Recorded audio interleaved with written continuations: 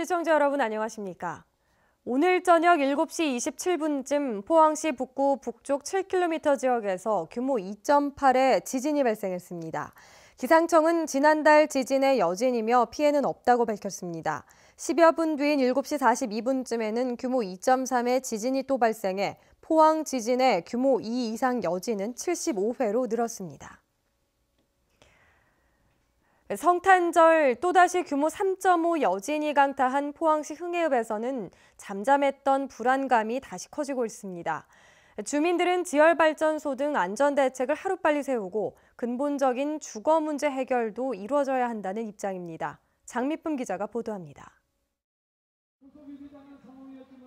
성탄절 여진 이후 첫 흥해 장날, 지진 문제 해결을 촉구하는 주민들이 모였습니다. 평화롭던 휴일 오후, 또다시 규모 3.5의 여진이 발생하면서 주민들은 지난달의 악몽을 다시 떠올렸습니다. 그게 참 사람 안 불안하게도 잘 정되시면 좋지만 그게 땅속에 하는 일이라가 뭐 약속이 있나 뭐 정해진 것도 없고 하니까 좀 불안하지.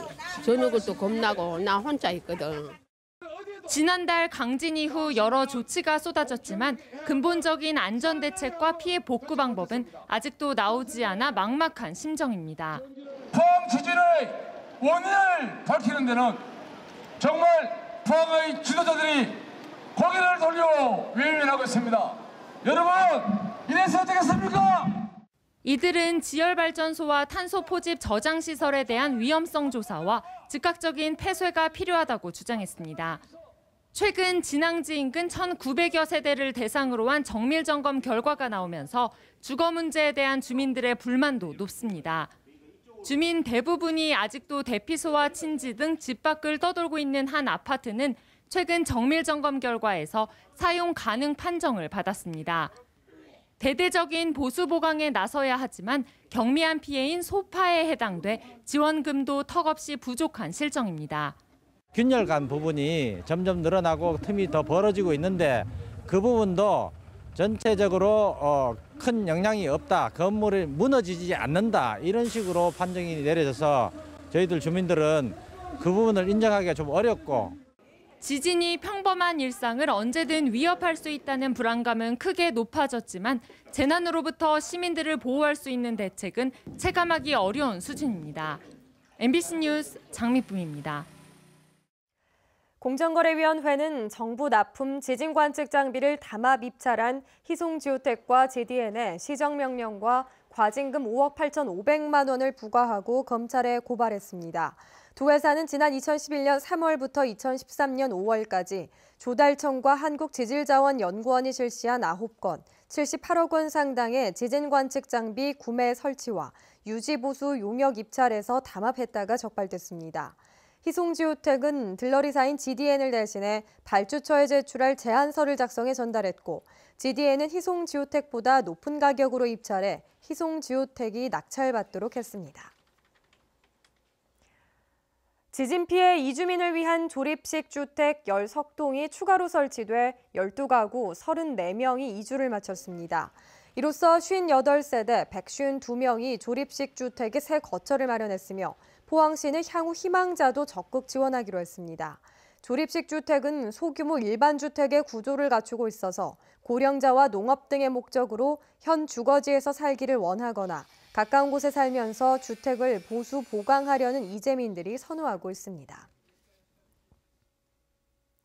포항환경운동연합은 오늘 김성욱 집안정보연구소장을 초청해 포항과 경주 지진 발생 원인 등에 대한 강연을 열었습니다. 김 박사는 이번 포항 지진은 지난해 경주 지진으로 축적된 응력이 분출되는 과정에서 울산에서 영덕으로 이어지는 동해안 퇴적 분지의 내부 단층이 활성화되면서 발생했다고 설명했습니다. 또 현재 동해안 퇴적 분지를 중심으로 활성 단층이 분포하고 있는 것이 확인된 만큼 이에 대한 분석과 대비가 필요하다고 밝혔습니다. 지역 경제를 활성화시키기 위해 포항에 이어 영덕에서도 상품권 발행이 추진됩니다. 영덕사랑 상품권 발행 규모는 모두 17억 5천만 원이며 가맹점 모집과 취급점 교육 등 준비 기간을 거쳐 내년 2월 초 출시 예정입니다. 상품권 사용 시 할인율은 출시 직후인 내년 2월과 명절 특판 기간은 5%, 나머지 기간은 3%가 될 것으로 보입니다. 포스코 포항제철소가 지진 피해로 침체된 포항 지역 상가를 돕기 위해 연말에 12억 원의 자금을 집행합니다. 지진 이후 포항에서만 사용이 가능한 4억 1천만 원의 직원 특별 간담회비를 편성해 회식비와 전통시장 장보기에 사용하도록 했고, 포항사랑 상품권 8억 원어치를 구매해 임직원 7,900여 명에게 10만 원씩 나눠주기로 했습니다. 한편 포항제철소는 이와는 별도로 올해 1월 포항사랑 상품권 23억 원을 구매하기로 포항시와 협약을 맺었습니다. 경상북도교육청은 통폐합 학교의 교육 경쟁력 강화를 위해 내년에 44개 학교에 175억 원의 기금을 지원한다고 밝혔습니다. 통폐합 학교 경쟁력 강화 사업은 급식 시설 확충 등 시설 교육 환경 개선과 함께 특기 적성 교육, 방과 후 학교 프로그램 운영, 기숙사 운영과 통학 비용 등을 지원하게 됩니다. 경북도교육청은 통폐합된 소규모 학교를 지속적으로 지원하기 위해 지난 2013년부터 전국 최초로 2,600여억 원의 기금을 조성해 운영하고 있습니다. 포항시가 전국 최초로 시행하는 자투리 시간 거래소가 내년 1월 2일부터 본격적으로 운영됩니다. 자투리 시간 거래소는 포항시가 발굴한 지역 특화 일자리 발굴 사업으로 주부나 청년, 노인층 등 단시간 일자리가 필요한 구직자로 인력 풀을 구성하고 농촌 일손이나 편의점, 식당 등 수요처의 상황을 확인해 실시간으로 매칭해주는 플랫폼입니다. 포항시는 앞으로 업종별로 구직자 수요를 조사해 직업교육과 자격증반, 온라인 강의를 지원하고 찾아가는 일자리 상담 서비스도 추진할 계획입니다. 오늘 경북 동해안 지역에는 매서운 추위가 찾아왔습니다. 요즘 꽤 포근한 날씨를 보였기 때문에 더 춥게 느껴졌는데요. 내일은 다시 평년 기온을 회복하겠습니다. 안수진 기상캐스터입니다. 오늘 반짝 추위가 찾아왔습니다. 바람까지 강하게 불면서 눈을 뜨기가 힘들 정도였는데요. 내일 오후부터 추위가 조금 누그러지겠습니다. 내일 아침 기온 경북 동해안 전 지역이 영하권에서 시작하겠습니다. 낮이 되면서 7에서 8도까지 기온이 오르면서 꽤 포근하겠습니다. 바람은 내일까지 약간 강하게 불겠습니다. 울릉도와 독도는 오전에 대체로 흐린 가운데 가끔 눈이 오겠습니다. 오후가 되면서 대체로 맑아지겠습니다. 예상 적설량 울릉도와 독도 1에서 3cm입니다. 현재 동해상에는 풍랑주의보가 내려졌습니다. 내일 오전에 해제가 될 예정인데요. 높은 물결에 피해 없도록 주의하시기 바랍니다. 자세한 내일 날씨 알아보겠습니다. 내일 맑은 가운데 바람이 약간 강하게 불겠습니다. 아침 기온 울진 영하 4도, 영덕 영하 5도, 포항 영하 2도, 경주 영하 6도입니다. 낮에는 울진과 포항, 경주가 8도, 영덕이 7도입니다. 울릉도와 독도는 오전에 가끔 눈이 오겠고 오후가 되면서 맑아지겠습니다. 아침 기온 울릉도 1도, 독도 3도, 한낮에는 울릉도 4도, 독도 6도입니다. 동해상에는 구름 낀 가운데 바다의 물결 최고 3.5m까지 일겠습니다. 바람이 강하게 불기 때문에 항해나 조업하시는 선박들은 주의해 주시기 바랍니다. 모레는 아침 기온 영상권을 보이겠습니다. 주말인 토요일에는 비나 눈 소식이 있겠습니다. 날씨였습니다. 희망 2018 나눔 캠페인에 이웃돕기 성금을 보내주신 분들입니다.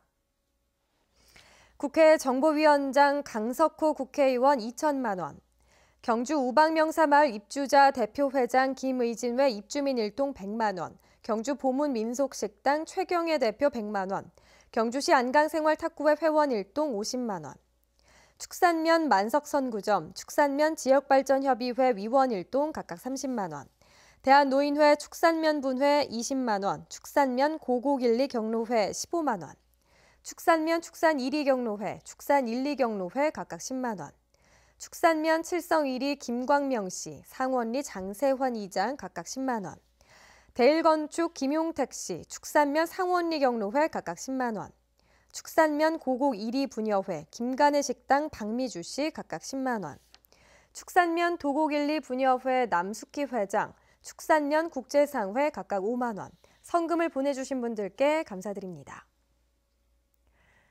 포항시가 관내 180여 사과 재배 농가로부터 사과를 제출받아 당도와 산도, 모양 등 6개 항목에 대해 조사한 결과 평균 당도가 고품질 기준인 14브릭스를 만족시킨 것으로 나타났습니다. 특히 14브릭스 이상 사과 비율이 60%로 지난해 대비 6% 증가했습니다. 현재 포항 지역에는 1,200여 농가가 1,100여 헥타르에서 연간 2만여 톤의 사과를 생산하고 있는데 도내 북부지방보다 1개월 정도 재배 기간이 길어 일조량에서 유리한 측면이 있습니다. 한수원과 함께하는 문화가 있는 날 올해 마지막 공연이 오늘 저녁 8시 경주 예술의 전당에서 열렸습니다. 이번 공연에는 우리나라 대표 비올리스트인 리처드 용재 오닐이 출연해 비올라의 정수를 선보이게 됩니다. 한수원은 지난해 경주문화재단과 협약을 하고 회당 5천만 원, 연간 6억 원을 후원하고 있습니다. 한편 경주문화재단이 주최하는 송년음악회는 내일 저녁 8시 예술의 전당에서 열리는데 가수 웅산과 테너 루이스 초이 등이 무대에 서고 특별 게스트로 출연하려던 강신성일은 건강이 좋지 않아 출연을 취소했습니다. 경상북도가 경북의 4차 산업혁명을 주도할 7대 선도 프로젝트를 정해 발표했습니다. 중소제조업 전용 스마트 팩토리 모델 개발과 자율주행, 인공지능, 신약 개발 등이 포함됐는데 기업체 연구원과 대학 교수를 주축으로 한 경북 4차 산업혁명 전략위원회와 실행위원회가 이들 과제를 선정했습니다. 경상북도는 7대 과제를 실현하는데 연구 개발비 2,900억 원이 들 것으로 예상하고 국비 확보에 주력할 계획입니다.